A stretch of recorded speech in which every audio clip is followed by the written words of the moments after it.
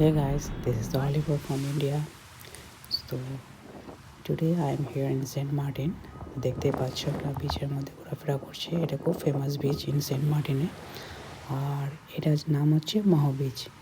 এই মাহো বিচে একটা খুবই সুন্দর জায়গা, যেখানে মানুষজন এখানে আসে ঘুরতে এবং এখানে খুব এনজয় করে।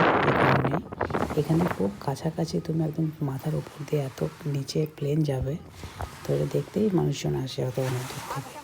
তো আমি আজকে এসেছি সেন্ট মার্টিনে ঘুরতে, তো আমি খুব এনজয় করছি। Thank you so much, by.